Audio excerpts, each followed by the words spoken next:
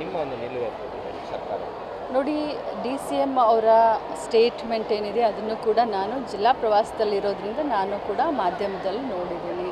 ಆದರೆ ಒಂದು ಮಾತನ್ನು ಅತ್ಯಂತ ಸ್ಪಷ್ಟವಾಗಿ ಹೇಳಲಿಕ್ಕೆ ಬಯಸ್ತೇನೆ, ನಾವೆಲ್ಲರೂ ಧರ್ಮಸ್ಥಳ ಮಂಜುನಾಥನ ಭಕ್ತರು, ಬಹಳಷ್ಟು ನಾವು ಪಾಲಿಸ್ತೀವಿ, ನಡ್ಕೊಳ್ತೀವಿ. ಅದರಲ್ಲೂ ವಿಶೇಷವಾಗಿ ವೀರೇಂದ್ರ ಹೆಗಡೆಜಿಯವರ ಮತ್ತು ಅವರ ಯಾರ್ಯಾರು ಧರ್ಮಸ್ಥಳ ಸಂಘ ಮಾಡಿಕೊಂಡು ಕೆಲಸ ಮಾಡೋದಾಗಲಿ ಅಥವಾ ಸಾಮಾಜಿಕ ಬದ್ಧತೆ ಕಾಳಜಿಯನ್ನು ಇಟ್ಕೊಂಡು ಅನೇಕ ಸಾಮಾಜಿಕ ಕೆಲಸಗಳನ್ನು ಮಾಡ್ತಾ ಇದ್ದಾರೆ. ಅದರಲ್ಲೂ ಮಹಾಪ್ರಸಾದ ಅಂತ ಒಂದು ಅನ್ನದಾಸೋಹವನ್ನು ಮುಂದೆ ಇಟ್ಕೊಂಡು ಮಾಡ್ತಾ ಇದ್ದಾರೆ. ನಿಜವಾಗ್ಲೂ ಅದೆಲ್ಲ ನಮಗೆ ಆದರ್ಶ.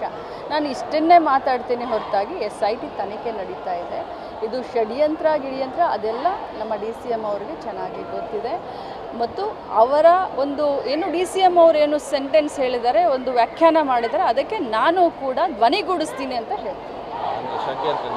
ನೋಡಿ, ನಾನು ಒಂದೇ ಸೆಂಟೆನ್ಸ್ನಲ್ಲಿ ಹೇಳಿದೆ, ನಮ್ಮ DCM ಅವರು ಹೇಳಿರುವ ವಾಕ್ಯಗೆ ನಾನು ಧ್ವನಿಯನ್ನು ಕೂಡಿಸ್ತೀನಿ. ಗುಂಡೂರಾವ್ ಅವರು ಕೂಡ ಹೇಳಿದ್ದಾರೆ, ಅವರು ಕೂಡ ಷಡ್ಯಂತ್ರ ಇದು ಅಪಪ್ರಚಾರ ನಡೀತಾರೆ. ನೋಡಿ, ಅದು ಏನು ಷಡ್ಯಂತ್ರ ಅಂತ ಹೋಮ್ ಮಿನಿಸ್ಟ್ರು, ಯಾಕಂದರೆ ಭಾಳಷ್ಟು ಡೀಪ್ ರೂಟೆಡ್ ಆಗಿ ಇದು ತನಿಖೆ ಆಗ್ತಾ ಇರೋದ್ರಿಂದ ಹೋಮ್ ಮಿನಿಸ್ಟ್ರಿಗೆ ಇದ್ರ ಬಗ್ಗೆ ಗೊತ್ತಿರುತ್ತೆ.